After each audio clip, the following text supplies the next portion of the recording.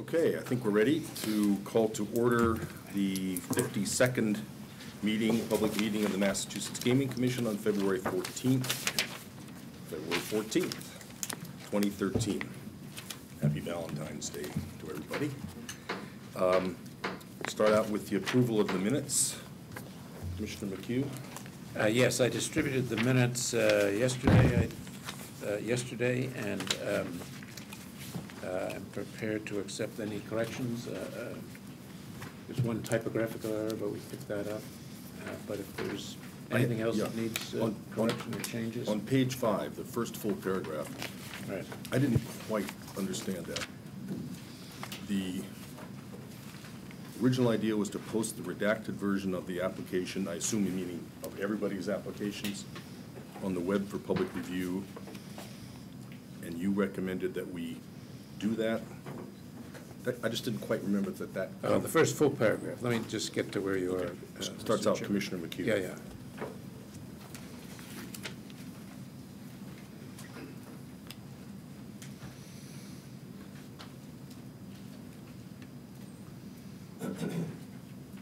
Yeah, that should be rephrased. Okay.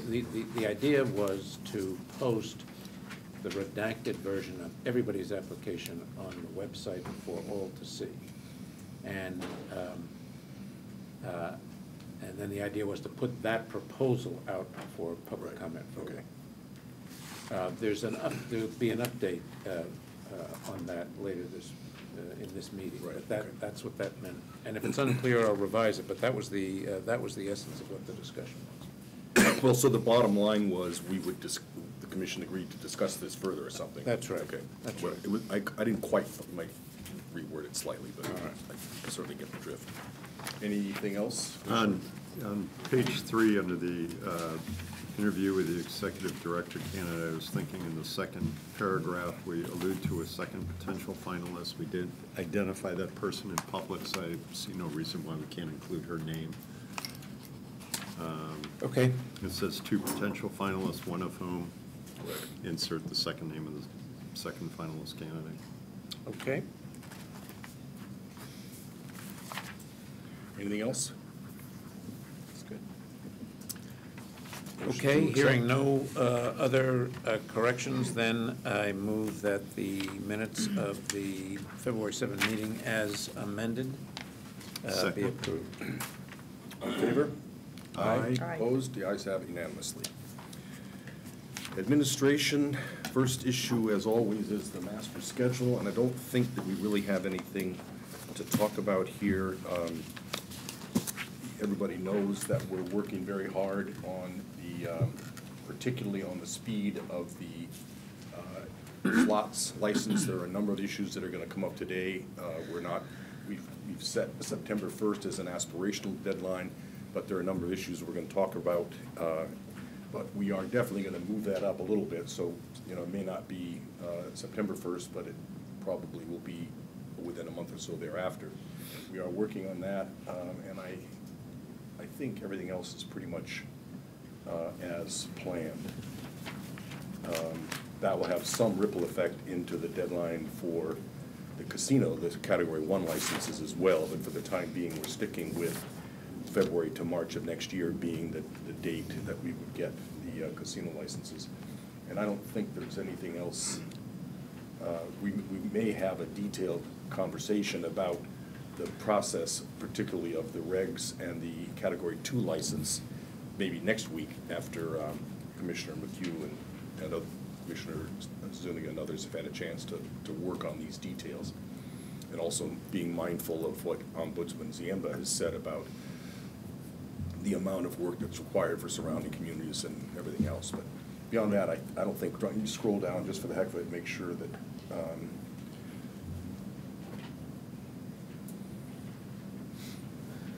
yeah, this is the, okay. Do you want it back up? No, it's all right. Back up, yeah. There were some changes that you had given to us that have not yet been put Right, in. I know, but we'll redo that this next week. Yeah, I think we're on track with racing. The only other thing is employees, which is also next on the agenda if you want to go to those.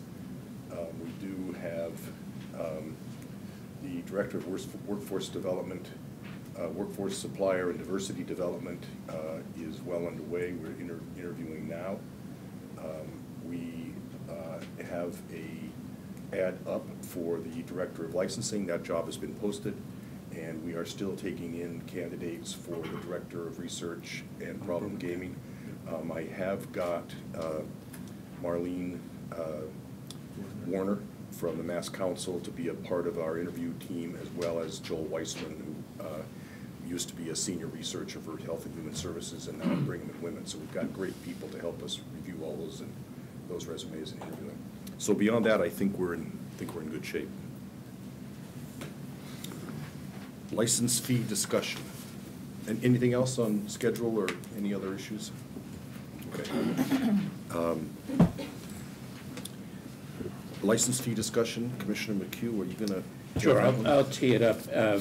The issue here is this. The statute provides that the Category 1 licensee is to pay $85 million as a licensing fee, and the Category 2 licensee is to pay $25 million as a license fee. And it is likely, as we've discussed, I think, at other meetings, that the licenses that we'll issue will carry with them conditions. In fact, Section 21 of the statute requires certain conditions. We're likely to put other conditions on top of those. The governor, in this year's budget proposal, the FY14 budget proposal, has indicated that some of that initial licensing money, which I should say goes into a fund that then is distributed to other statutory funds, and out of which appropriations are made to various entities like the community college and the like. The governor in this year's budget proposal, the FY14 budget proposal, has already indicated that some of that license fee money should be spent in accordance with the way it is lined up in the statute, that should go into those funds and then should become, as I understand it, part of the budget of various agencies and entities that get funds from the Commonwealth. So the question becomes, although it is highly likely that we will award the licenses during FY14, both the Class 1 and Class 2 licenses, do we collect the license fee at the time the license is awarded, or do we wait for the conditions to be fulfilled before we collect it? The statute says that in both cases, both the Category 1 and Category 2 licenses, that the license fee is to be paid 30 days after the license is awarded. And in the case of the Category 1 license, the statute also provides that when the license is awarded, the licensee is to place in escrow 10% of the total amount that the licensee says in its plan and application it will spend on the project. So for a Category 1 licensee, that's a very big number. For a Category 2 licensee, that's a big number. And the question, as I say, becomes, do we collect that fee when the license is awarded, or do we wait until conditions have been fulfilled? There's a practical issue with waiting until the conditions have been fulfilled, and that is that the money, in all likelihood, will have been spent. And where does it will have been allocated? And a second problem is that the entire fund into which these monies are put expires on December 31, 2015. And it's unlikely that all the conditions will have been met by that time. Indeed, some of the conditions will no doubt be ongoing conditions, maintaining an affirmative action plan, maintaining certain qualities and characteristics of the buildings, and the like that we'll talk about when we get to evaluation criteria. So there are a number of practical problems with delaying it. But it seems to me that we ought to decide now, as a matter of policy and as a matter of what the Commission intends to do, whether we want to wait for the conditions or some of them to be fulfilled, or whether we are going to take the statute literally and say that we collect the license fee within 30 days of the award of the license, that it's non-refundable, and make that at least a matter that we solicit public comment on and move forward. Because everybody should know that. There shouldn't be any doubts about that. It's, as I said, a big number, but it incentivizes people to make certain that they believe that the things that they say in the application are things they can achieve. And it seems to me it would be helpful for everybody to know what the ground rules in that regard are. I did have a chance to discuss this matter with our gaming consultants, who are all in town this week on other issues. And they were adamant in saying that it's always collected up front. All licenses have some conditions. It's always non-refundable, and it's up to the applicant to meet those conditions. And they're not aware of any circumstances in which jurisdictions wait to collect those fees. I always assumed that it would be upfront as well. I was perhaps taking a literal view of the language of the statute, but fundamentally one of the conditions is to pay the licensing fee, and I would say a very important condition. So it's one less if they submit it. So I would. My interpretation has always been that we would do it up front, and we would go from there. Yeah, my sentiments are exactly the same, that the money would be due up front. As Commissioner McHugh referenced Section 21, just again, gazing at these, a lot of these are ongoing and will be taking place over the 15-year course of the license. So to somehow try to change or reflect a license schedule to meet a 15-year period, I just don't think makes any sense, and certainly doesn't appear to be what the statute had in mind. My job was to check with the legislature a little bit, because on issues where there, among other things, there's a question of legislative intent, we do think that it's part of our job to reach out to the legislature and or the governor's office to get their feedback on it. And I talked with representatives who were involved in the drafting, both on the House and Senate side. The Senate really said this was not contemplated at all. They originally were thinking, just like we did, that you award the license, you take the money, and that's the end of it. Nobody really thought about the conditional issues. They wanted to think about it a little bit more now that we had raised the issue. On the House side, they also said that this really hadn't been contemplated, but now that they're thinking about it, we sort of brainstormed on it a little bit.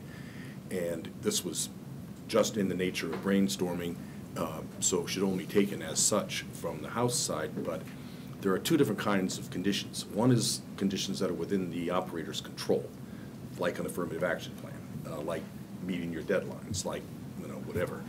I don't think there's any question in anybody's mind that the license fee is non-negotiable with respect to those kinds of conditions. But the harder case is conditions that are out of the control of the bidder. If you don't get federal highway approval for something that's absolutely essential to make a project go forward, if you don't get some kind of an environmental approval or something dramatic like that, where a condition cannot be met and the project cannot go forward, what should happen in that situation? And the thought process that we kicked around and the House was suggested would be something they would be open to considering would be that the money's paid up front, no ifs, ands, or buts about that. But if such a thing happens that the project cannot go forward through no fault of the developer, that the presumption is we will then go to another developer. It's not that there won't be a license. There will be a different licensee. We're going to award a license. We just won't award it to the person who can't actually fulfill their deal. So the Commonwealth is going to get another $85 million, and that was not really the idea. So that in a situation like that, the notion was that the House would be open to thinking about maybe we could do this within our parameters of our own law. Maybe it would take an amendment of the law.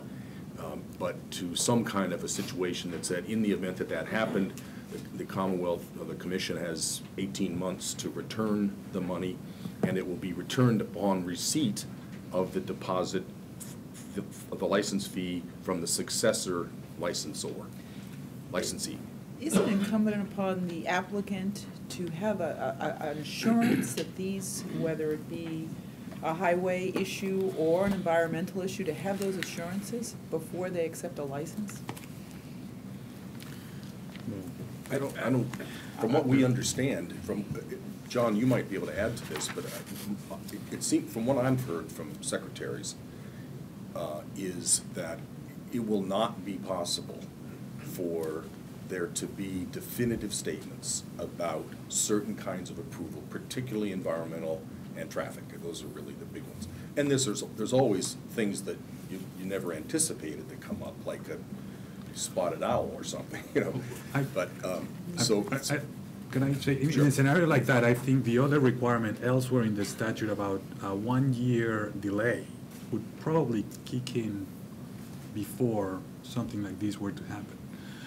In other words, if a developer fails to meet their construction schedule and delays enough an interim schedule by a year, then that the license can be revoked at that time. But you wouldn't be considering returning the fee at that time, if they fail to meet their. The fee wouldn't be in, those are the ones that are within their control. There's no discussion of returning a license fee for somebody who fails to meet conditions within their control.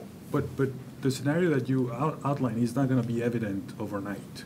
Right. It'll take a lot of time to come to fruition. And my point is that in that scenario, it is conceivable that we could be within the 1 year delay that the statute elsewhere points out. If somebody is banking on the idea that there will be some kind of federal approval that doesn't materialize,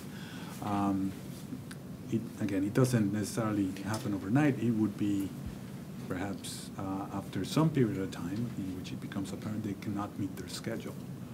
Why can't the developer get insurance against that?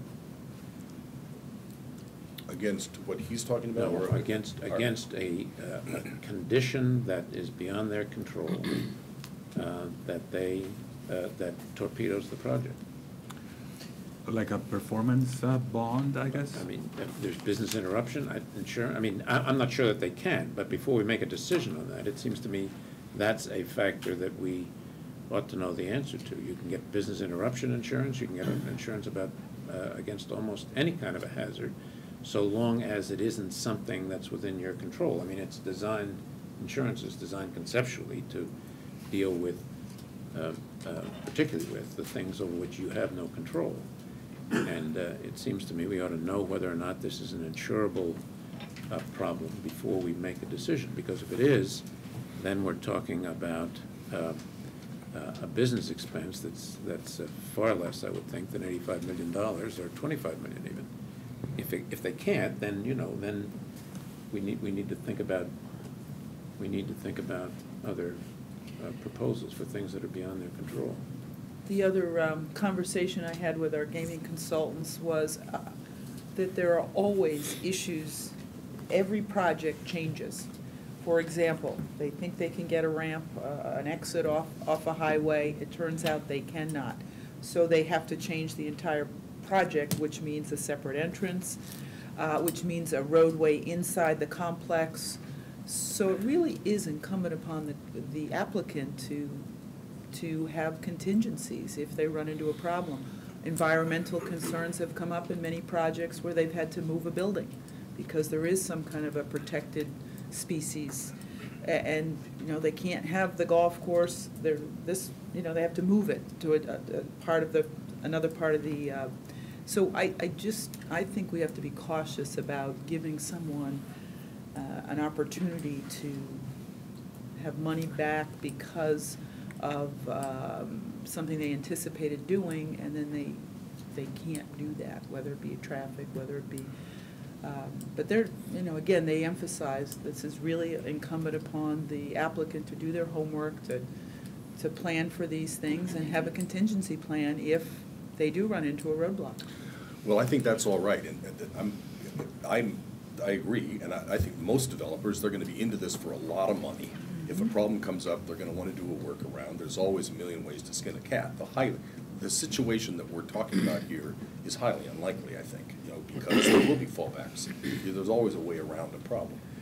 But in the unlikely event that through no fault of the developer, a project cannot go forward, is it what the legislature would want? Is it in the public, clearly, I guess in no sense it's in the public interest, but is it the appropriate thing to take their 85 million?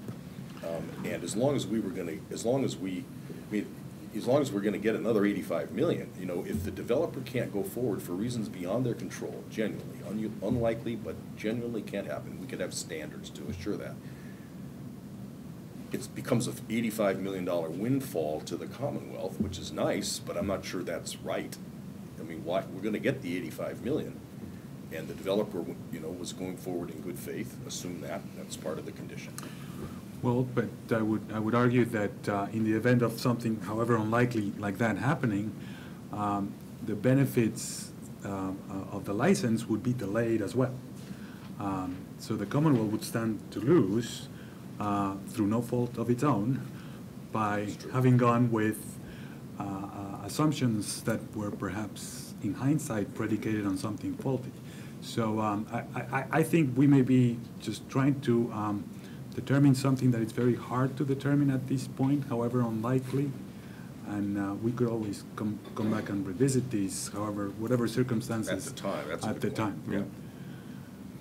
Well, I don't think we can come back and revisit it at the time, because we either need a legislative change to take money from one person and give it to another. I mean, normally it goes into the general revenues or someplace. We just can't take money and be giving it from one person to another.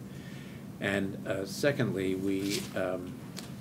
or refund it, and we won't have it to refund in all likelihood. I mean, it's going to be gone someplace once it gets into those funds.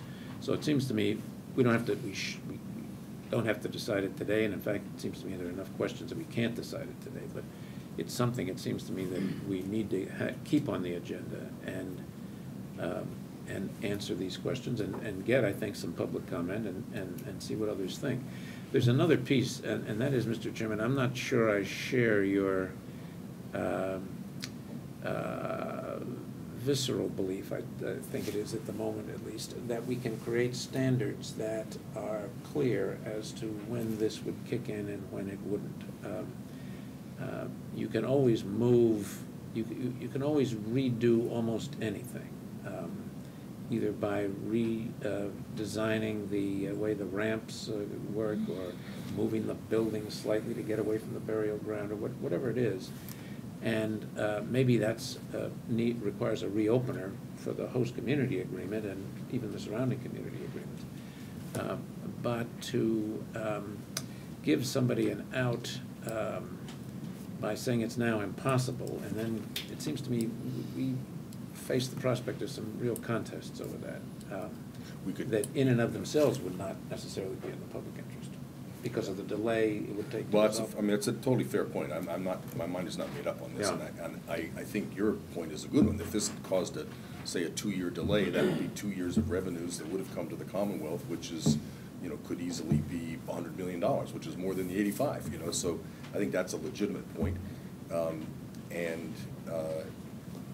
think yes, it would end up being debatable. We could keep the control ourselves. It's up to us to determine if it really is impossible to proceed, but that's subject for litigation and so forth. So I'm open-minded on that point. Yeah. Did you ask the question very clearly and explicitly that in the event they could not go forward for reasons not of their own making? Well, I don't think I use those exact words, but they are not aware of another jurisdiction that has some kind of a fail-safe like Okay. that. It is incumbent upon the applicant to do their homework, to have assurances, and if there is a roadblock, and many times there are, and they gave me many examples of jurisdictions where buildings had to be moved.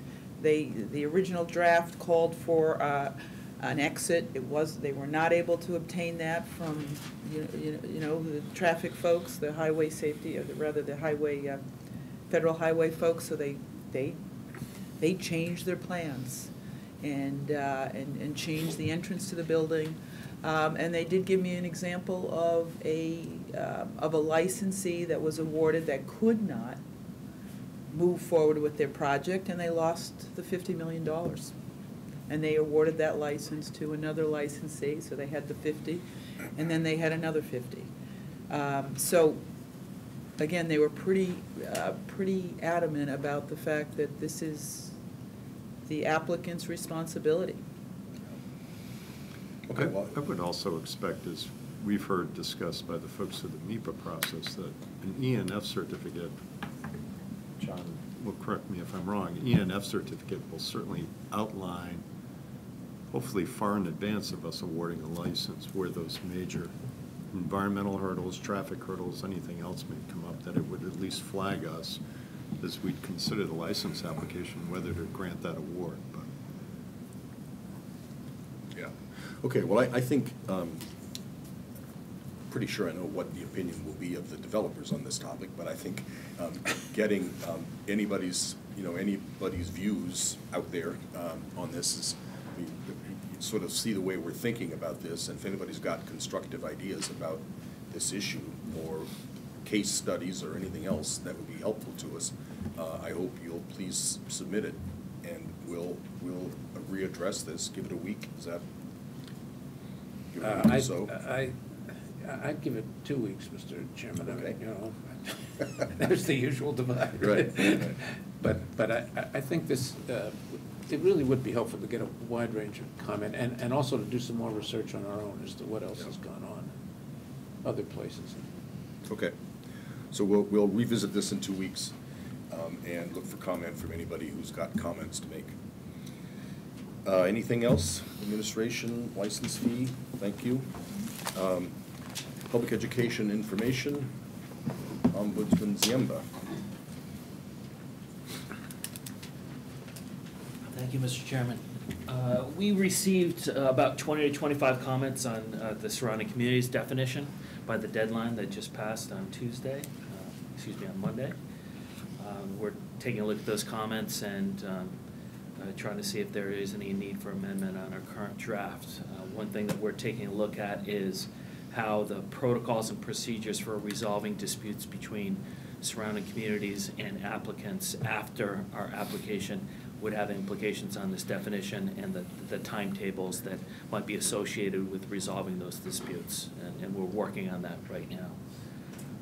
We're starting to get requests for community disbursements.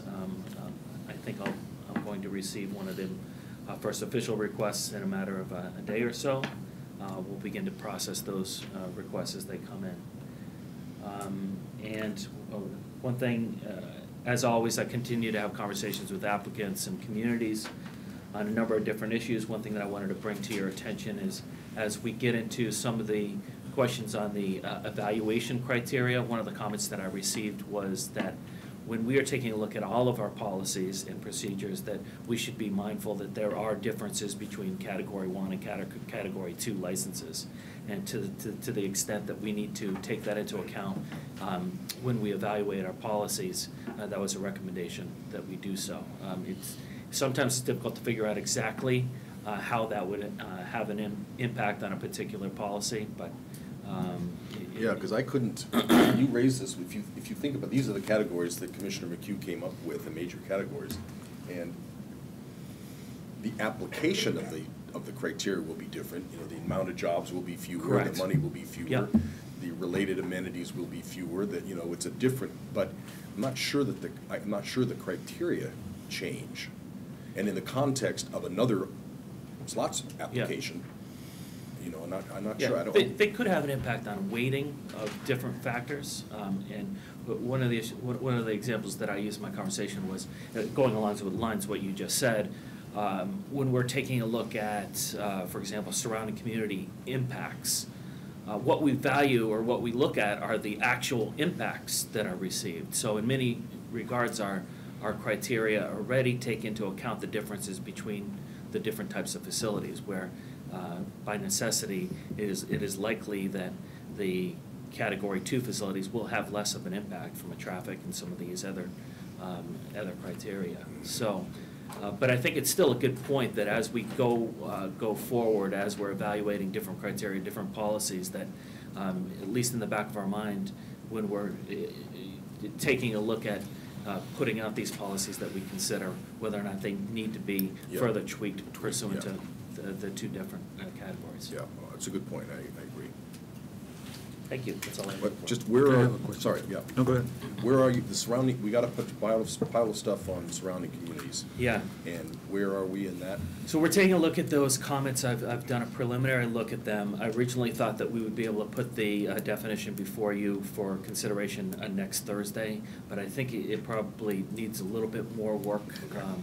And we probably need to go back to our legal team to further evaluate that, especially in the context of how the protocols and procedures for resolving the disputes and the timing might impact the definition. So I don't think that we'll meet next week's timetable that I had anticipated for bringing it to your attention. Okay, that's fine. I'm curious about community disbursements.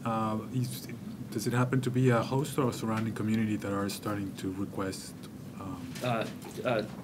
A host community, and we have also received an invoice, but the form still needs to be filled out properly. Okay. But having conversations across the board about people or communities that will be submitting soon. Right. And one thing, this is a good reminder that under our procedures, if indeed the $50,000 that is allocated for both host and surrounding communities out of the $400,000, if a host community makes an application for the $50,000, and all of those funds are then made available to that host community, it is our anticipation of the way the regulations are written that if another application comes forward from a surrounding community or from a nearby impacted community, that the applicant would then provide those funds to us in advance of then dispersing them to the community. So say that we've already funded $50,000 to a host community, an applicant and a nearby impacted community makes a request for another $50,000. It is our standards would indicate that the applicant would pay us $50,000 to enable us to pay that impacted community that $50,000 that has been signed off by the applicant. Mm-hmm. This is where the last definition of surrounding community, the one for the purposes of studying, comes in very handy because that determination does not have to be made by the applicant in terms of being a surrounding community, but could be made for the purposes of studying, which is exactly what we're trying to get at. Exactly. I'm not sure where this should be in the agenda. I just want to mention that that about a month from now, we have to reopen the Region C discussion. And I think we'll have on the agenda next week, what information we need to have before us to think about, to reopen that issue, so we all can just be thinking about that. Do we want to have a hearing? Do we want to invite people in? Do people want to make comments? But that's just something for you to have in the back of your mind, because that'll open a whole new can of worms for you, among other things. Right. There's a good comment about surrounding communities in Region C that, In the comments? we should, Oh, we should good. look at. Good. Because, Okay. Great. Thank you. Yep. Thank you. Okay. Preliminary evaluation criteria matrix. Commissioner McHugh. Okay, in your meeting packets is the preliminary evaluation criteria matrix. And let me just take very briefly a minute to describe where this came from and what it's intended to do.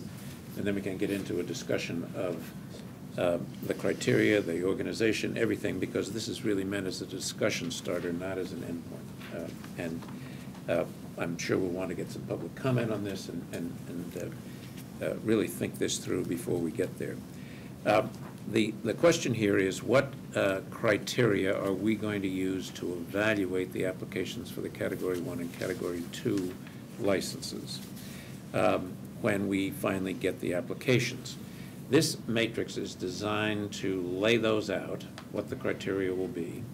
It is designed to, once we figure out what those criteria will be, allow us then to indicate the kinds of things that we'll need as evidence of each of the criteria. If we have a traffic component to the evaluation criteria, and we want a statement in the application of how they propose to handle traffic, what evidence do we want, what studies do we want, what things do we want the applicant to present to us so we can test the way they're going to handle the traffic. And then ultimately, there is in this matrix a column for evaluation, and that's the last stage, or a subsequent stage anyway, of the process, because we'll have to figure out how we evaluate it. Do we evaluate it on some kind of a point system? Do we evaluate it on some kind of a relativity system and the like? So that's what the form and structure is designed to help us do. The criteria that are listed, I've preliminarily, with the help of Commissioner Zuniga, grouped into 5 categories, believing that a small number of overall categories, a manageable number, I should say, is appropriate to help us focus on what this statute is designed to do. And then there are topics beneath each of the 5 categories. The topics in yellow on this matrix are those that come from Section 15 of the statute, which are prerequisites to issuing a license. Those are sort of go, no-go criteria. You either have them in your application or you don't. If you don't have them in your application, the application process ends.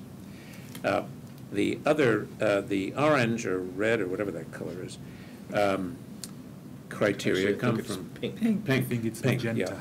It's magenta. Magenta. The magenta is from Section 18 of the statute, and those are, in the main, evaluative criteria. They're not go, no-go criteria. They're not minima. They are criteria for us to look at approaches to and make a decision as to who's got the best. And then the green are criteria that are the Commission's criteria, and those that are not specifically mentioned in the statute, but in some way or another either relate to the statute or are criteria that we can impose based on our ability to create regulations that design the application and say what criteria we're going to use. Those come from, that power comes from Section 4 of the statute, and it also comes from Section 18, which says that the criteria listed in 18 must include the 19, or 18 or 19 that are listed there, but are not, those are not the exclusive ones. The source for these criteria was varied. There is, as I've just mentioned, the statute.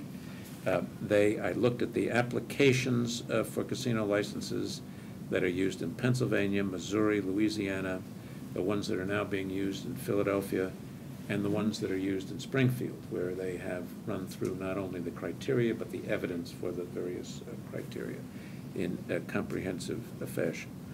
I've looked at the evaluations that were used in Pittsburgh, the evaluations that are used in Pennsylvania, the evaluations that are used in Maryland, to some extent those that are used in Kansas, and I've looked at some of the criteria that were used in Singapore, which really used a very different process from ours, but there are some things that I took from there.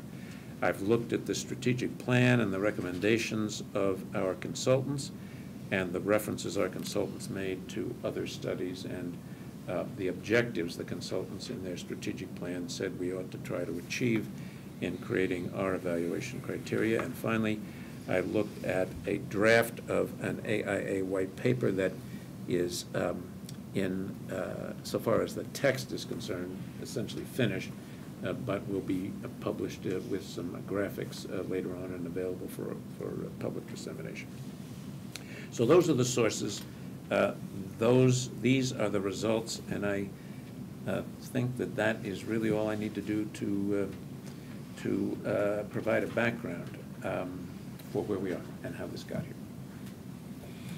As I've said, it's a great job. I mean, it's really hard to get this thing going, and, you know, maybe we'll turn it, Right. move it around, Right. which you're inviting us to Right. do. Right. But to get it all on a piece of paper as a starting point is just great, so thank you very much. Can I add just very minor points to that? As obviously you will recognize, this is merely bullet points. There's a lot of meat, shall we say, behind all those references that Commissioner McHugh has stated. So I think he's done an excellent job in trying to put this as an outline. But there's a number of language, if nothing else, that goes behind any one of these criteria. And also, I will make the point that at least when I saw this, thought that something that was of great value was to try to think of these 5 criteria as rational subgroups, if you will. What goes perhaps together for a number of reasons, because perhaps the evidence will be conducive to that, or the method of evaluating that may be different between one and another. And I think there's a lot of thought that I believe went in segregating, if you will, and placing them in these buckets with that in mind. Yeah. Well, I had, as I said, I think it was great, but I had a few thoughts, which is why I brought this. The first question is, do we have the right major 5 categories, or 5 or 6 or 4, or however many? And it will help us a lot, I think, to come up with a structure that we can organize everything under. And Commissioner McHugh has revenue generation, employment, goods and services, building and site design, and mitigation. I had 2 issues with this as I've just started to think about this, and I can flesh this out more. First of all, it sort of seemed to me that employment and goods and services, what the legislation talks about most of all is economic development and jobs and revenue. Those are the 2 big values that the legislation sees from to the Commonwealth. This is one. This sort of seemed to me to be the one together thing, economic development. Maybe we could figure out a way to look at economic development. But the second thing that seemed to me maybe is that we've talked a lot from the beginning, and with a more focus in the last couple of weeks, about amenities, enhancements, you know, so everybody's gonna have a great building, everybody's gonna produce a lot of jobs, everybody's gonna have a nice casino floor, everybody's gonna be sustainable to some degree or other. Now, how do you blow it out? You know, how do you really bring the greatest value to the Commonwealth? And there's no, I mean, we could find those variables in here, but I was wondering whether it would be constructive to do it this way. Finance, which is the investment, the revenue generation, maybe marketing strategies, their track records, all the things that you've got in there, their financial projections, maybe third-party impacts, like third-party financial impacts, like on tourism, local businesses, et cetera. 2, economic development, which would have both your employment and supplier, purchase of goods and services, and, you know, workforce development, their track record, supplier development, domestic slots, coordination with regional economic plans, et cetera. Design, which is clear, pretty much the same one that you had there. Abstracts, just sort of abstract design values, sustainability, materials, compatibility with the environment, and so forth. Mitigation, exactly what you had. And then a 5th that is misnumbered, amenities and enhancements. And the nature of community support would maybe be there. Out-of-state marketing might be there, above and beyond kind of the normal stuff.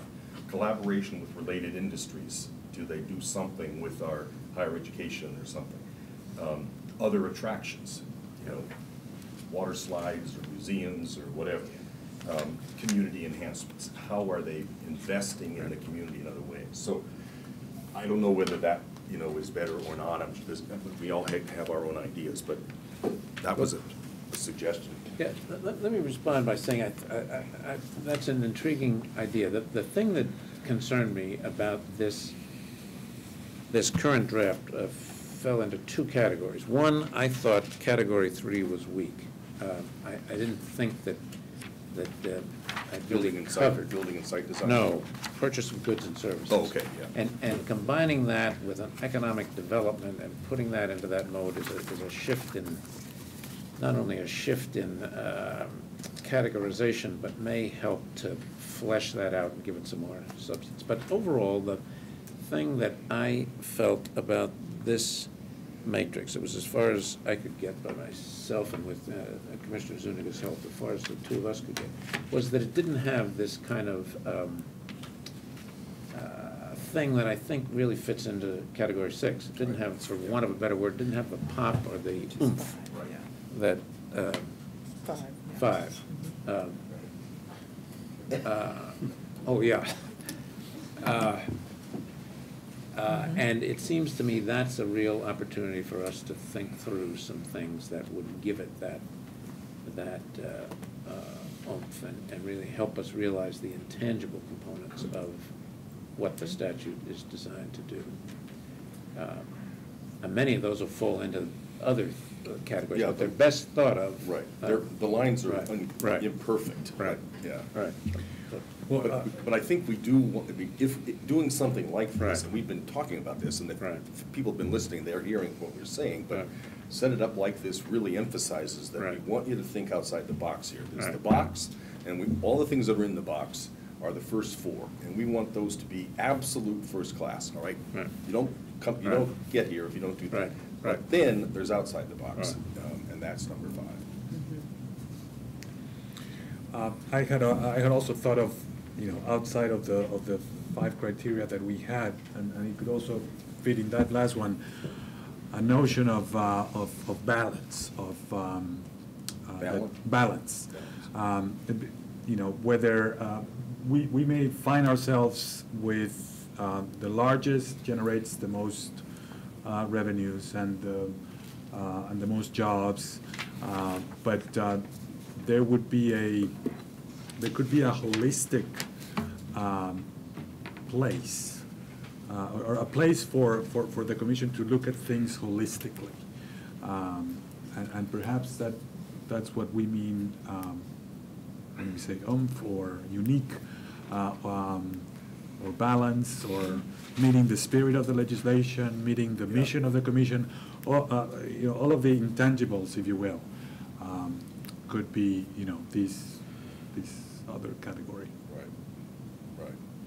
Yeah, and then trying to put those intent, that would be somewhere in there. Those are precisely the kinds of things that we would try to delineate in there. Yeah.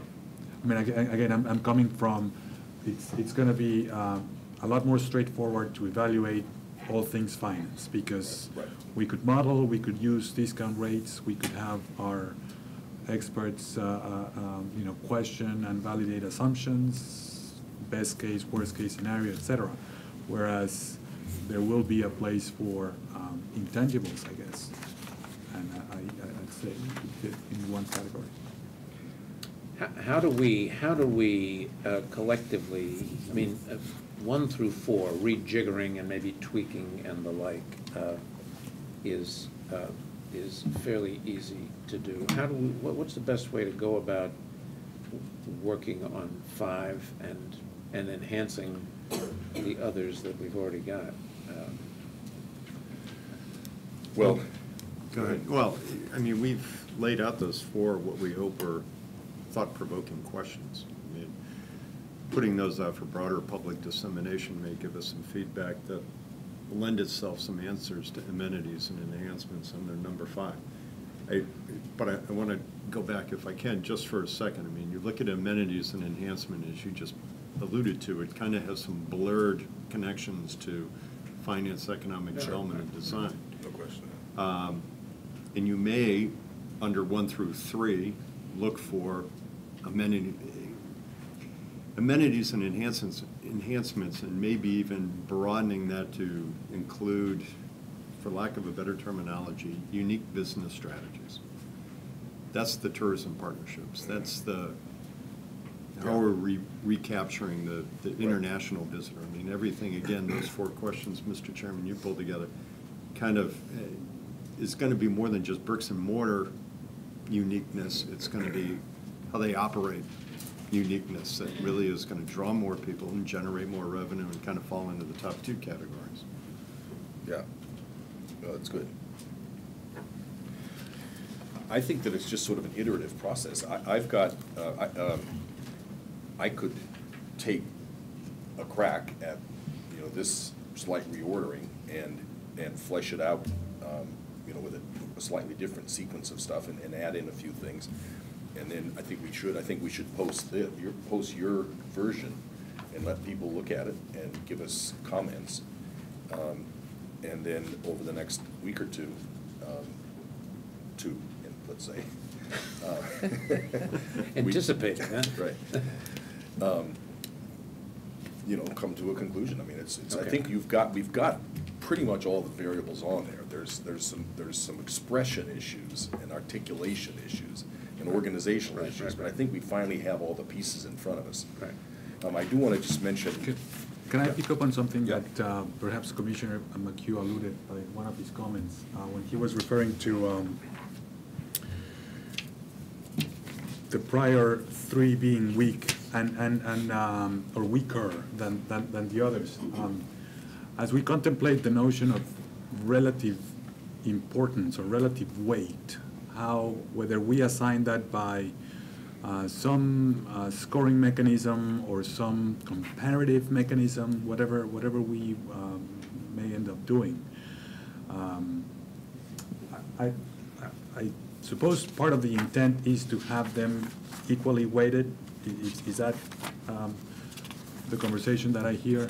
Because we could make an argument that some may be more important than others. Let me just and eventually we need to get into that conversation. Right. Let me just mention the memo that I sent around to everybody yesterday, that as I'm thinking of this, there are 4 steps, and they're pretty much sequential, although they overlap.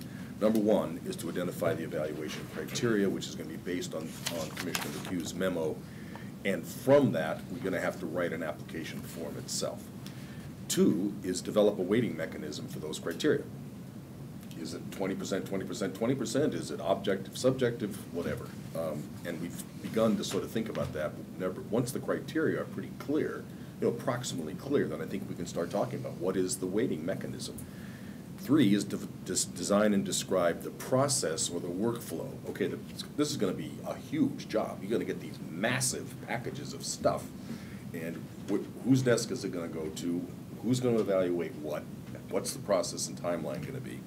And then 4th, in parallel, develop a list of outside resources that we know we'll need to involve in the evaluation process and integrate their roles into the process and workflow that we've just designed, which is what you're working on. So I think we go a little bit longer on fleshing out the criteria, and when we feel they're pretty close, then we start talking about evaluation criteria. Right. And maybe one or the other or both of you will take the lead, as Jim did on this, to sort of start the conversation on weighting, and then we go into the next. Well, I've begun to reach out to various people to get their ideas on weighting. We've got the AIA has got some ideas, and I'd be happy to continue to work with Commissioner Zuniga on that.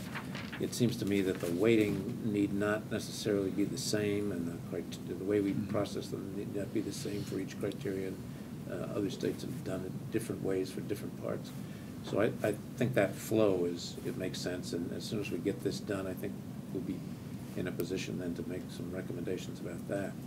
If I could just come back to section 3 and my reference to it as being weak, I didn't mean that in terms of weak in its importance in the overall scheme of things. Yep. I meant that it seemed to me there was a lot more in that category of purchasing goods and services than I had found a way to put in these criteria. Oh, okay. So that was an area where I thought that your idea about thinking of that as part of economic development would help give a focus to it that I frankly didn't have as I was looking at the present number 3. So I think that'll take care of itself as we move forward. I had a couple, just a couple of questions also about the form. Okay. Criteria group by topic. Subtopic, second subtopic, I don't quite understand what you mean. Well, all I was trying to do here was this. You start off with in almost every case, you start off with what the statute requires. Then, I thought just in terms of logic, to help think about things, there is another, there's a series of groupings that flow off of that. And the first page is a good example. How do we maximize revenues to the Commonwealth? Well, one thing we look at is construction revenues. And then Oh, I see. that leads to another grouping, and we they could look at other things as well, there could be more, but you look at labor, what's the total payroll that this is going to generate? Okay. What are the total suppliers? You could look at in-state suppliers, out-of-state suppliers, I mean, so you could keep adding to that. And undoubtedly, in the evidence that we're going to require, we will do those kinds of things. But that's why the topics and subtopics. Okay. How did mass tourist fit here, for example? Because it seemed to me if we talked about gaming revenues in the casinos, what is the gross gaming revenues or the net gaming, the gross gaming revenues that we're going to get? It is important to distinguish between the likely generation of those gaming revenues from Massachusetts residents as opposed to tourists. Oh, I see, okay. And Oh, so those are two categories, one is Right. mass, one is tourist. Right. Got it, Yes. okay. Right. Got it. and that repeats itself in other places. In non-gaming. I got it, Right. okay, good. I had one other, on the second page of employment.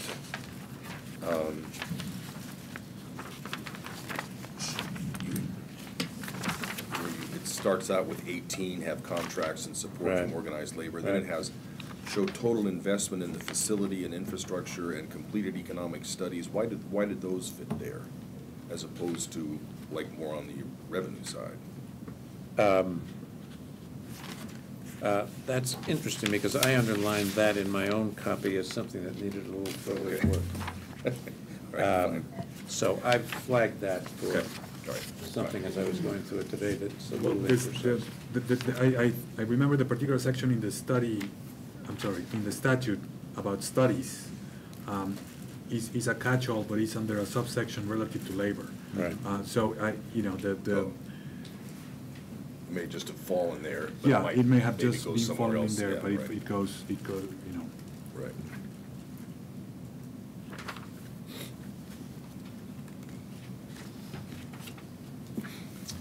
Okay, well, I'll do a version in the next iteration, and we'll send it around, and we'll post this, Janice, as soon as we can, and ask people to comment. We'll talk about it again next week, and probably the week after that, and then maybe we'll be pretty close, but this is very exciting. Other Can I just comments? remind, Yeah, please. our viewers, and for the record, that we've had already some discussion on some of the policy questions, for example, that dovetail right into several of these categories, like the financing structure or what's only labeled here as other factors, not just equity participation in the financial strength. So we will likely write regulations relative to a number of ratios that we will look at to ascertain financial strength, not just one of equity participation. That's what's only alluded to here, but there's a lot of work that we've already done to that effect. Yeah, all right, great. Anything else on this? Yeah, I just wanted to say how well done I thought it was also, things that I hadn't thought about yet and now starting to think about. One of the things I was thinking was, a couple of things. One was, just how to evaluate the competitive, ideas, one idea versus another idea, and just how difficult that may be. I know, being in Las Vegas,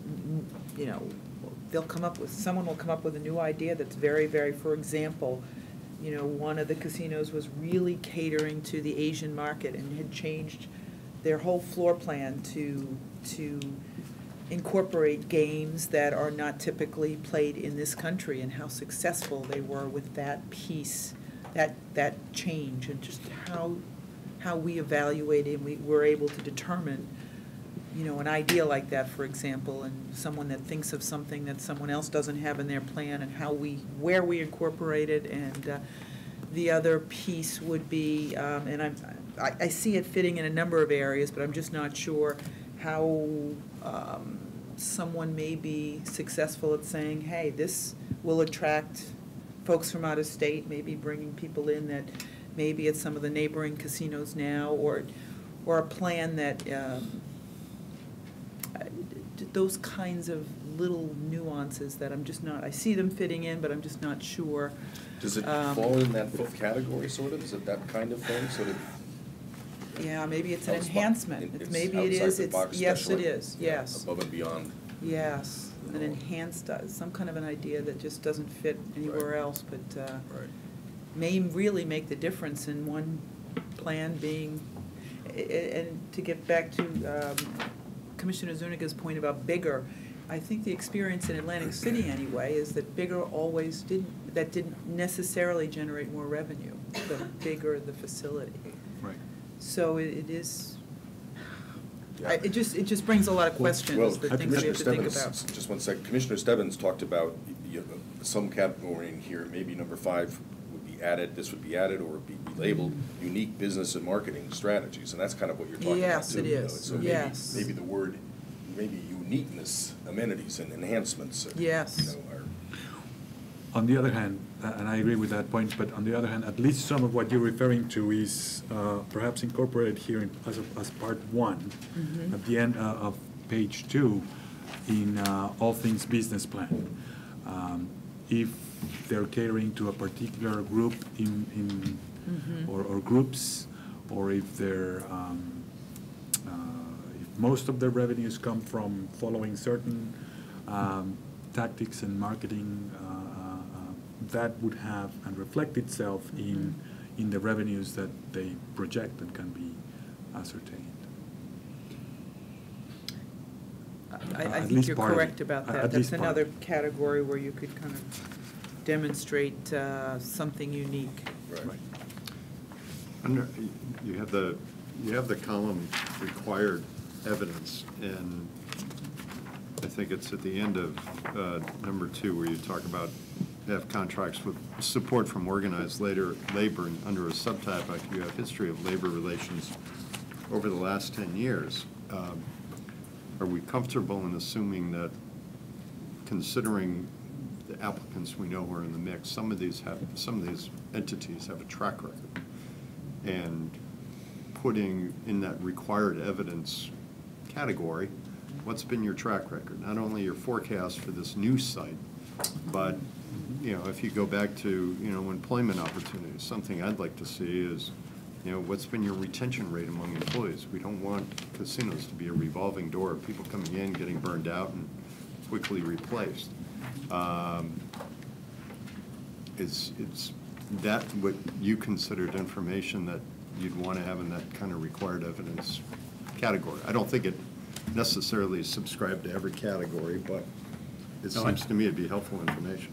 I fully agree. I think that the historical data in these categories, in many of these categories, would be very helpful. Yeah, as a test of projections. Right. I thought that was something you added. Right. You added that pretty heavily. Yes, but I think Commissioner Stebbins' point is there are other places where we can do it as well. I mean, there's labor relations is one, history of Financial the accuracy projections, of projections, but retention rates, maybe that falls into, but Yeah. wherever we can pick up historical data, I think we ought to. Yeah, that was great. Anything else? Okay. Item number 5, regulation update, key policy questions and posting. I forget. That's really just to announce that the Right, okay. key policy question sessions that we had in January resulted in key policy decisions. Those are all in a matrix. That matrix is going to be posted today. And so that'll be up for everybody to look at the summary of what we decided. And we put off, we still have a bunch of phase two, right? Policy questions, which is gonna have to coordinate with phase two regs. Yes, although I don't think we've listed what those policy questions are. I think that they'll probably arise as we approach the phase two regulations. The second phase of the phase two regulations is really operational things. Right. And there will be some policy questions, but I think they're going to be fewer and less open-ended than the ones we've already dealt with. I think what we may find, though, as we proceed, and Todd will bring us up to date on where we are on the regulations, we may find that there are a couple of heretofore unrealized policy questions that we're going to have to deal with as we work through these regs. So not many, but I think there may be one or two. And we can deal with them as they come up. But I think, there's some of the pre-existing key policy questions that we haven't answered yet, aren't there? I thought we had gotten through all of them. Did we? Okay, we did. But, Okay. but if we haven't, we will. Yeah, right, okay. Okay, great. Attorney Grossman.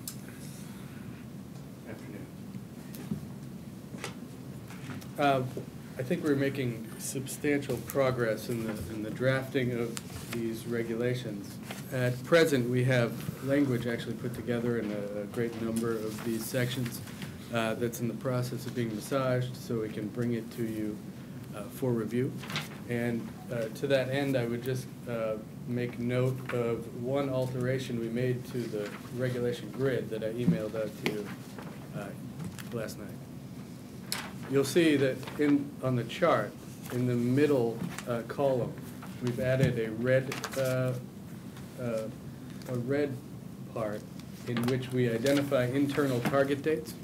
That will allow us to keep track and to set milestones for the drafters so that we will know the progress we're making on each of these.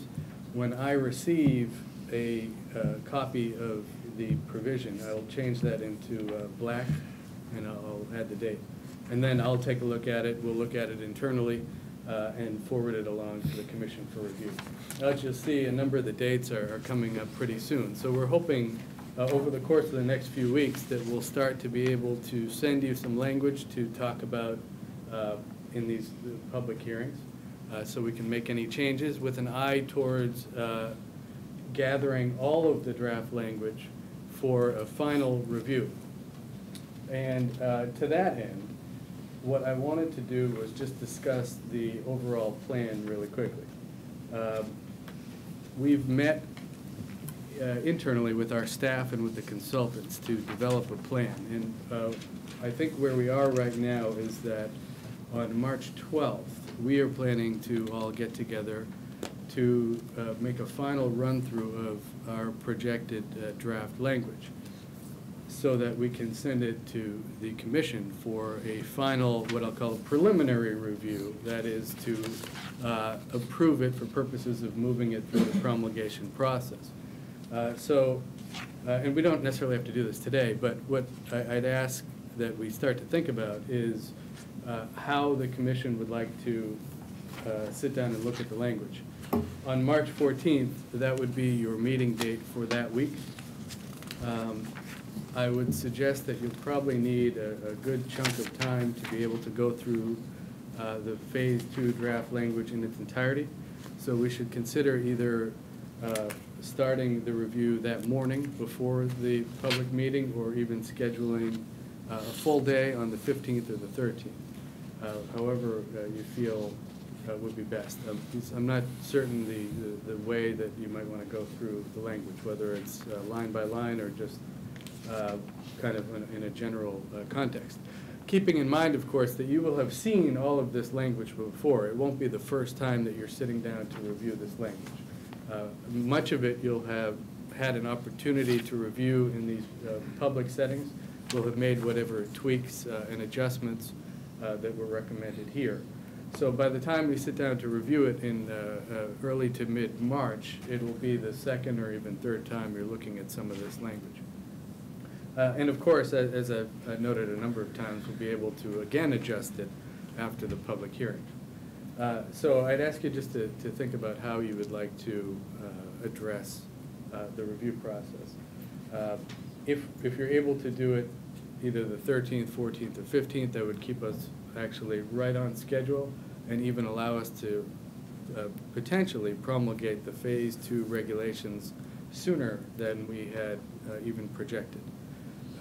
And I think we're moving in a direction where that's a realistic goal. Wasn't it, we were targeted for March 14th to go to the LGAC, so how would it be, how is it sooner than that? Well, I actually, there are some new dates that I'll actually have to circulate that are more aligned with the Secretary of State's filing schedule. So the 14th date was kind of an initial date that was thrown out there.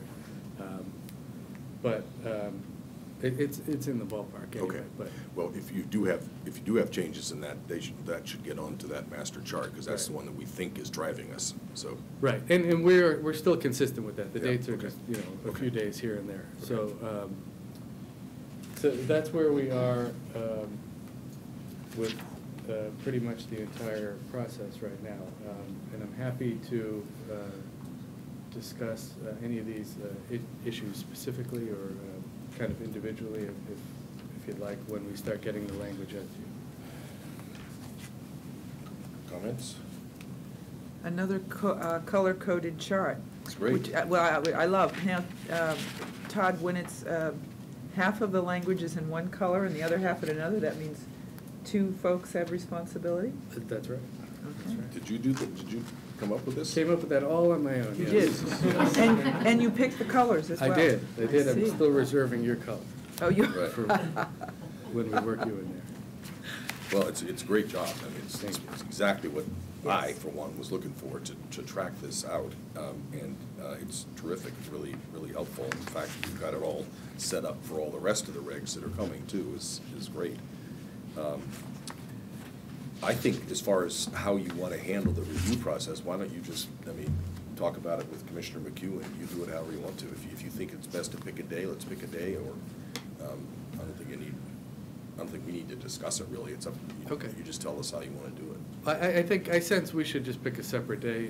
It certainly may take longer than just an hour or two of sitting here at the meeting. Well, then we should, if we're going to do that, we should do it quick because of what happens to schedules. So we ought to make that decision today or tomorrow. Okay. And if so, pick the day and get it on the calendar. Okay, will do. Okay. Great. Thank you. Thank you. Thank you. That's great. Thank you. Good work. Good afternoon. Director Good Wells. afternoon, Commission. So, for the first matter, I wanted to update the commission on a matter we discussed last week, as far as declaration. There are two candidates for licenses that made a declaration. At the last meeting, I'd indicated I would send out a letter that the IED was going to require that they declare by the 15th. Because of the snowstorm and then the holiday next Monday, I sent out a letter saying we were looking for the declaration by the 18th. I've heard back from both applicants tentatively. One of them has indicated they'll meet the deadline and let us know, which is great news and very helpful to the IEB as far as going forward. So I look forward to getting that information on the 19th. The second applicant has expressed some concerns because of the structure of their negotiations at the present time. I've had several conversations with two of the attorneys. We're going back and forth. I spoke to one of them as early as 2 hours ago. I expect that I will get further information over the next few days. So the way I left it with them at this point was that if they are not prepared to do the declaration on that Tuesday, then they will submit something in writing, and we would go forward with it at that time, given what they respond. They have been forthcoming with me as far as expressing their concerns and why. We want to be, encouraging the competition. We want to encourage this to go forward in a speedy manner, though, and we need to know one way or the other as far as what we need to prioritize. So that conversation is ongoing, and they indicated that I would need to give an update to the full commission on that following Thursday. So they indicated they would be in constant communication with me and let me know what's going on and give me as much information as possible. So at the moment, the date that at the moment, we're saying get your decision in by the 18th. That 19th, the Tuesday, 19th, because of the okay, holiday, yes. Okay, and then the 21st would be our next meeting. Correct. The only problem with what you're saying is that we are telling the other party Right, the 19th. that they have to tell us by the 19th. And what we're saying to the second party is, if you don't want to tell us by the 19th, tell us why you don't want to tell us, and we'll think about it. And I'm not sure that's fair to the first party, you know, or unless they have really decided. If they're decided, then that's fine, there's no big Well, deal. But- and these two are different than every other applicant who has already firmly let us know. Right. So, I could contact the other applicant that said they would let us know by the 19th and let them know the situation with the other one and say, you know, want to put you on the same level playing field if you have the same concerns. I don't get the impression they have the same Right. concerns. Well, most but people know what license they want, and they're working on it, so Right, that's easy. exactly, But exactly, yeah. so. did they indicate that they were nearing a decision? I tried to nail them down. They are working on that, and the attorneys that I spoke to are pushing on their end, saying that the IEB and the commission, they need this information, they need it, so that is being communicated, which is, I hope, moving that process forward. I need a date, so they.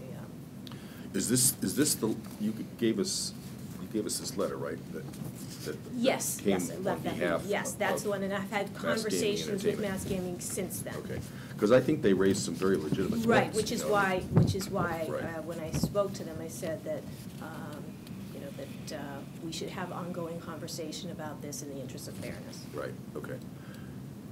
I think this is an unintended consequence. I don't think we anticipated, or not a consequence necessarily, but unintended situation. We didn't foresee someone being unable to let us know, or else we could have taken some steps earlier on. Right. So now it's how do we remedy it so that Right. we have the information we need. Right. And it raises something that I mentioned to you yesterday. If a party wants to change, if somebody is working now on a slots parlor and they decide we want to upgrade it to a casino, can they do that?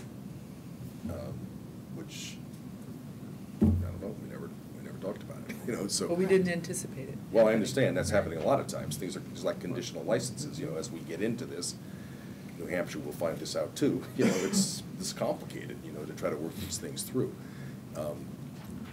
But, so I'm okay with that, with your plans, so long as the other party gets told the same thing. Okay, I'll make sure to do that. If they've decided and they're gonna go for something, fine, it just doesn't matter, but I think they should know about it. So effectively, what we're saying is, we're gonna make a final decision on this on the 21st. Unless they both announce what they're doing. What's the this? We're gonna make a final decision on this. On whether or not we will require somebody to, everybody, these remaining two bidders, Yeah. to tell us which kind of license they're doing, in Yeah. order that we Okay. can expedite the slots. Right.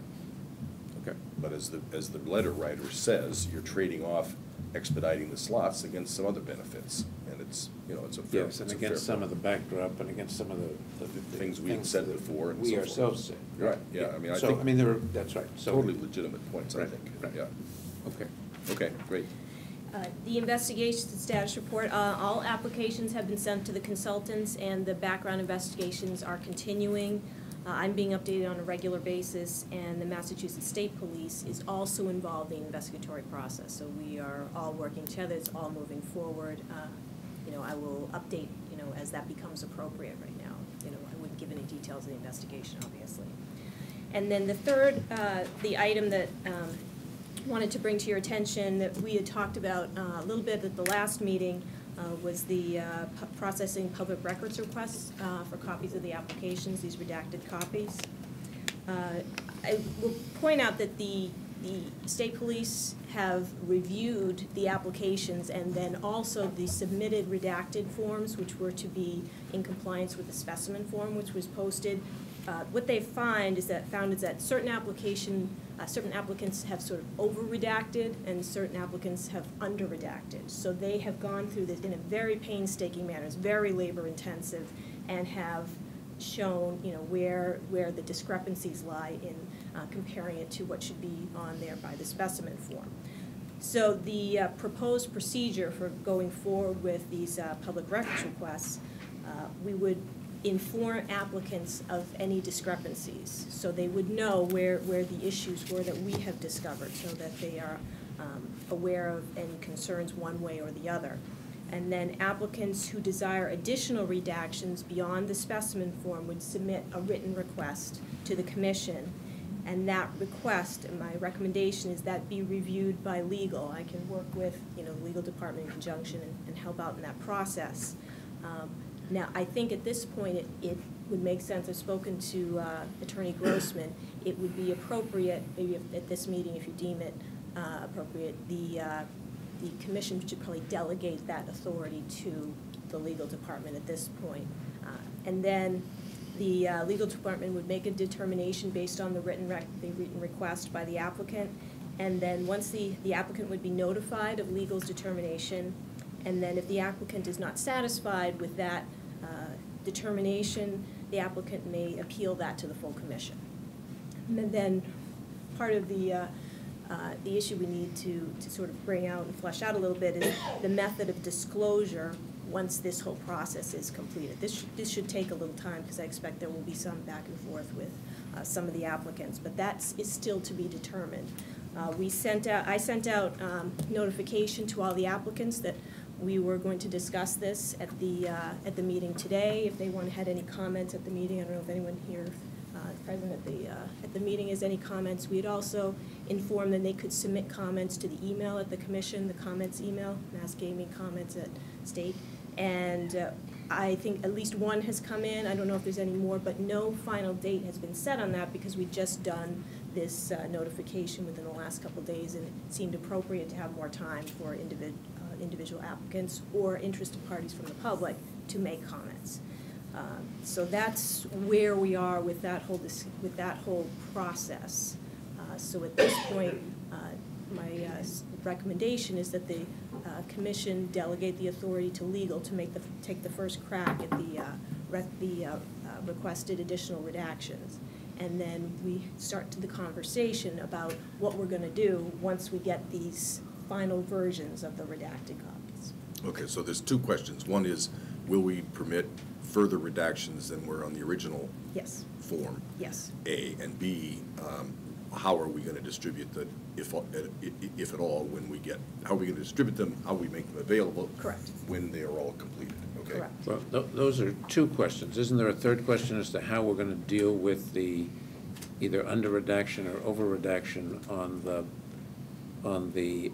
forms we now have? Well, we would note, so if, say, a form is under redacted. Right.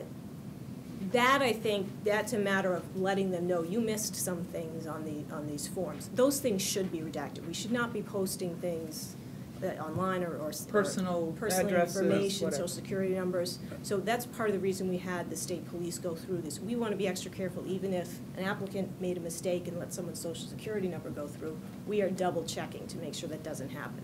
So at a minimum, the only thing we would set forth to the public would be anything that complies with the specimen form. Anything in addition, we would let the applicant know that you have over-redacted, and if you want those things redacted, you have to request that in writing in accordance with the policy that I just set forth. And suppose they don't request it in writing, then what happens? Well, there are really two options. We could send it back to them we would inform them that you have failed to comply in this manner. We could then, because we have the original applications, change the form and set it, either post it or whatever the method we're going to use to disclose the information if it's requested. we could do it ourselves or send it back to them, like, you have to send us a copy with these, with these changes. But if you don't do it by a certain date, we will do it for you. If we could just spend a second on that first.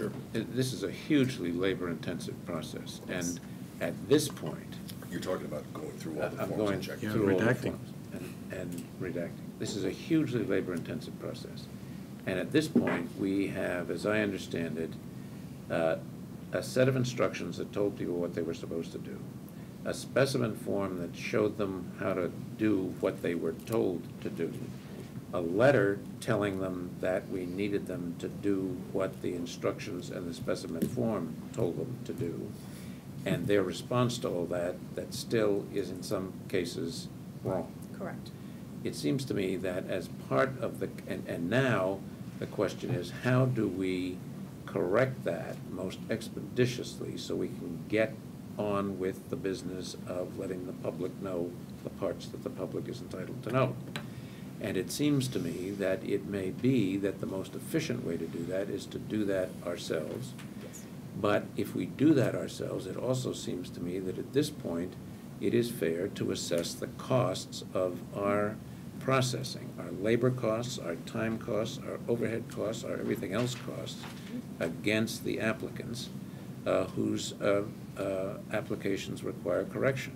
It seems to me that we shouldn't be spending the public's money doing things that the applicants failed to do in order to comply with our instructions, particularly after Just all for the this record, notice. I think this should already be happening. I mean, with the way we've discussed this, we should be billing all of any hours of anybody spending on this.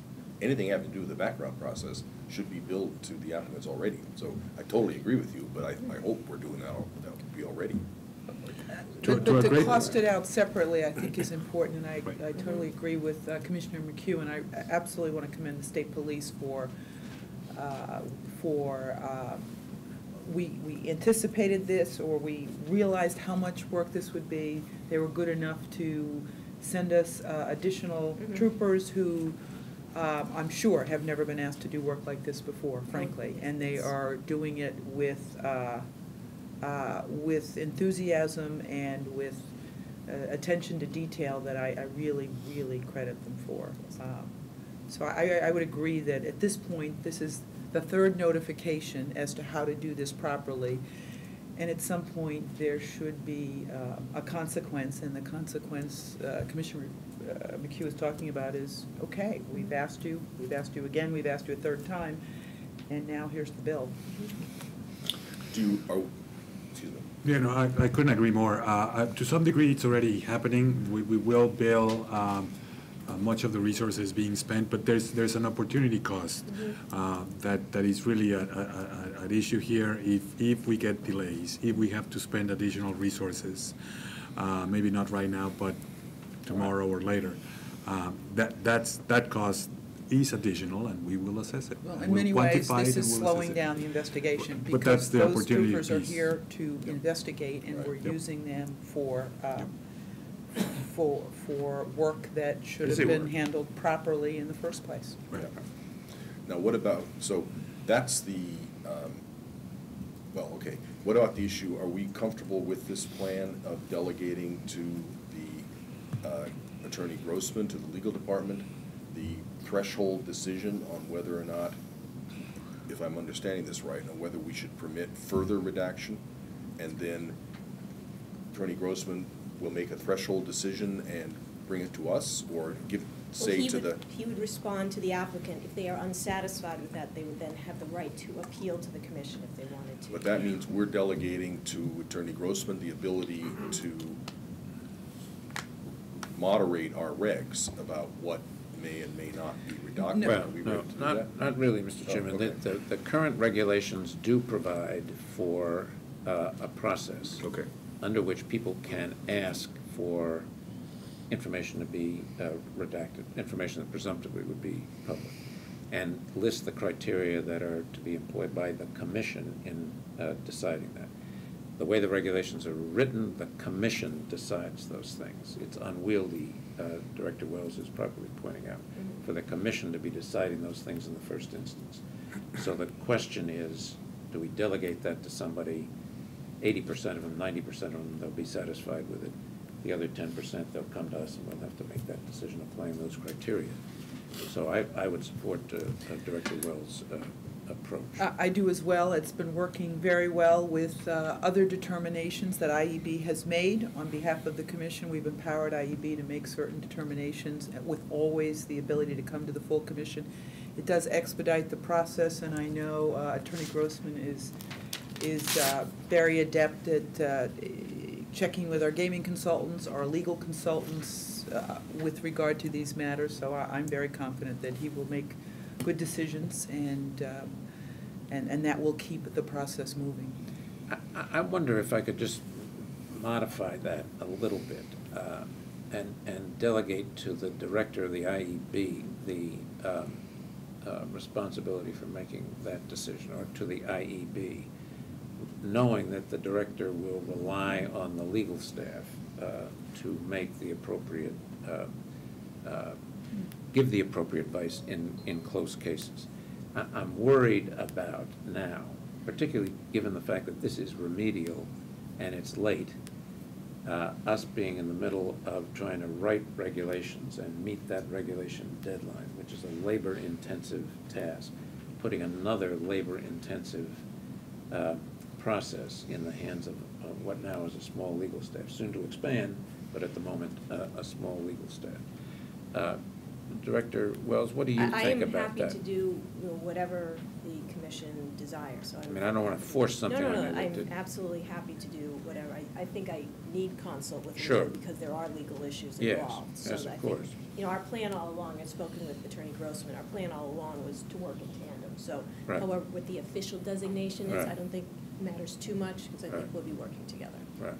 Well, I think that's a good suggestion also because the legislature, the legislature delegated Right. some decision-making to the IEB. Right. And this sort of expands on that legislative delegation. Right. So I think that's a good Okay. correction. I agree. So, Are there other members of the legal staff who can help with this? oh, sure. Oh, yes. Artem is. Been very helpful. Been Okay. very helpful, and to the extent necessary, we can get Attorney Holmes to help as well. Yeah. But I Okay. think Artem's been terrific, Okay. and so we can manage this. I just want to make sure that Yeah. the primary focus stays where, so we can Yeah. allocate responsibility, final responsibility for all these tasks harmoniously. Okay, great. So I'd move, because the regulation says the commission, I'd move formally that the decision on whether to allow requests for additional confidentiality be delegated in the first instance to the director of the IEB with the right of a dissatisfied applicant to apply, to appeal to the full commission any action the director takes. And implicit in that is if the director could at any time bring them to us on her own if she felt that was important enough. Yes, Yeah. right. That's And again, helpful. keeping in mind the equity issue here, if one person can redact something, what Right. about Well, everybody that- else, I right. mean, So, Right. okay. I second the motion. Any other discussion? All in favor? Aye. Opposed? The ayes have it unanimously. I have nothing further unless there are any questions for Well, me. there were three, I don't want to prolong Oh, this, that's but right, pardon me. there's the third question. Third step, Once we yeah. get finished with this, are we going to decide today how we're going to promulgate this? Are we going to put them up on the web? We're going to give them to individual applicants? Once they're redacted, once the process is finished, and it doesn't have to wait until they're all done. I mean, some are going to be done sooner than others. We have pending Freedom of Information Act requests. We need to respond to them. And so the question is, how do we respond to them? There was some talk of putting them up on the web for people to look at, and so. Yeah, it may be helpful to, because we hadn't set a deadline for comments, it may be helpful to sort of frame the discussion. How long do we want to, receive comments on this? I don't know if we should be deciding anything today or just beginning the conversation. Did we say a week for We comment? had not, we had not did not specify specified. how long we'd put it out to comment? Yes, because there was a short period of time. So that may be the first step, and then sort of framing the discussion. So that was last week, so we've had it out for comment for a week now? No, because of the snowstorm and then some So computer do issues. we wait one more week for comment and then address this issue? It went up today? The question about how to handle the redacted versions, but everybody who saw the meeting last week knows that, which is pretty much everybody, knows that it's been on the table. And haven't we already gotten some comments? We have. Yes, Yeah. and I also directly sent an email to the applicants Right. indicating that this was be part of the discussion today. Right. I will defer to Commissioner McHugh as to how much time is appropriate. There's nothing wrong with giving it one more week, but this is an issue that we have been floating for a while, and next week, I would say, is the firm Okay. resolution of Okay. this.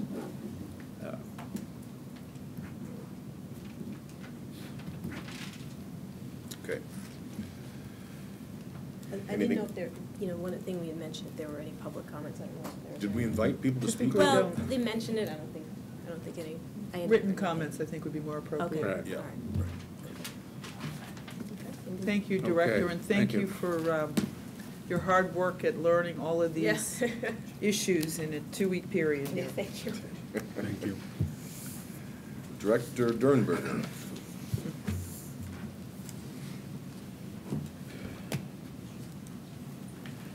Good afternoon, Good afternoon. Afternoon. Mr. Chair, Commissioners. Good afternoon. I'll do a quick administrative update for you.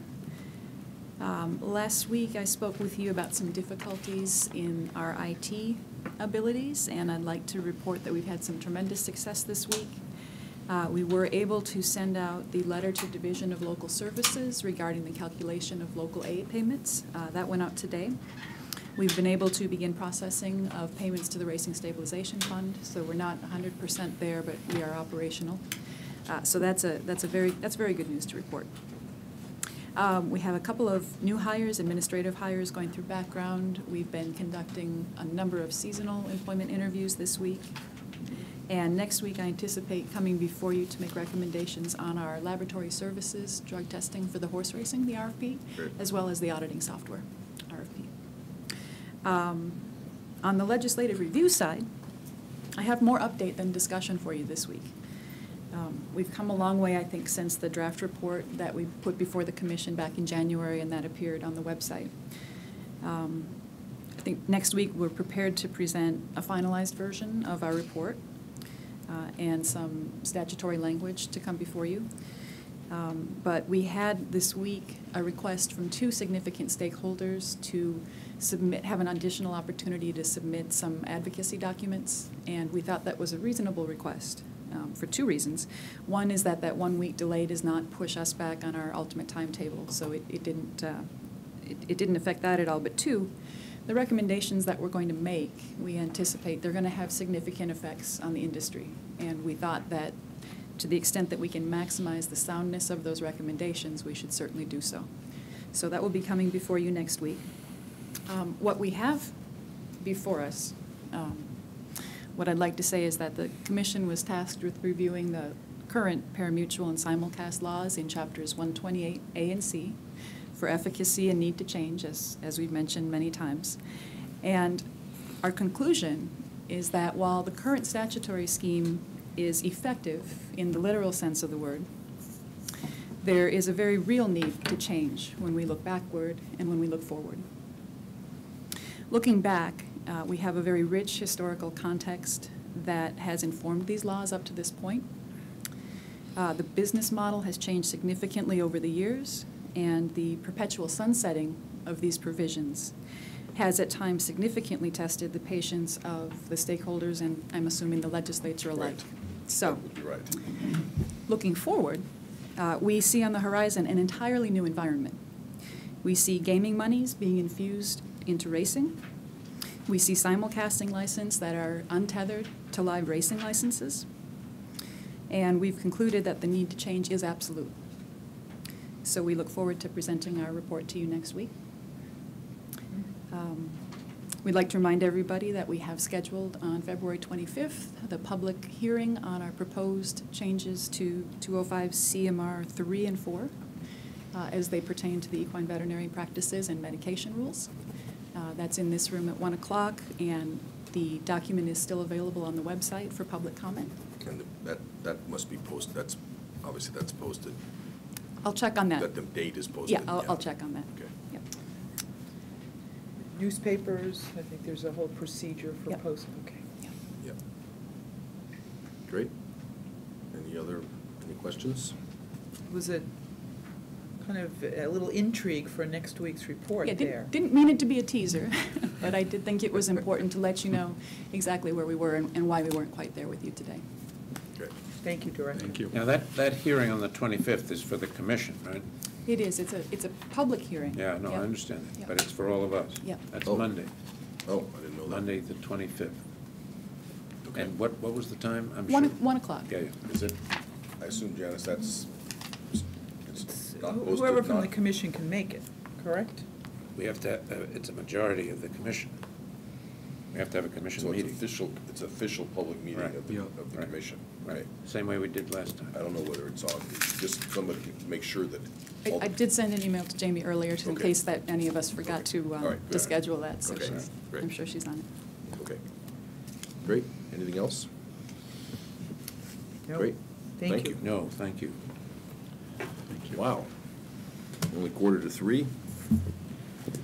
Anybody that needs to make a plane might make it. I just had one other quick update that I learned. I've gone back and forth with our new executive director, Rick Day from Washington. Incidentally, all the feedback, I've got a lot of feedback from other people, like in the problem gaming world, who know about him in Washington. The feedback's very, very strong, which is great, very positive, which is great. I also spoke to the chair of the Gaming Commission in Washington to talk about the interaction, and they were more than happy to have us coordinate with Rick, use his business email, talk to him during the business day while the transition is happening, in hopes that we would reciprocate once he's with us, that if he needed to fly back at their expense for a couple of days to solve a problem, and of course I said fine. So it's working great.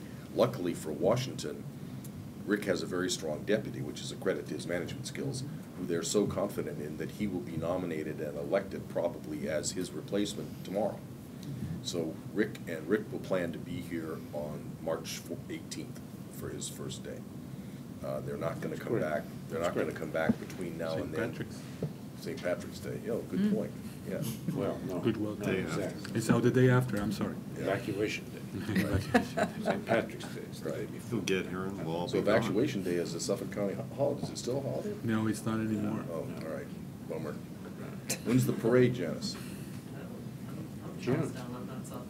Oh, that's Oh, right. look at that. Wrong parade, right? Sorry. Bunker Hill Day. That's what I screwed up. parade. Right.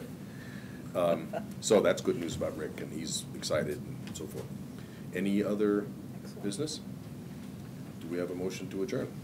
So moved. Second? Second. All in favor? All right. All right, thank you.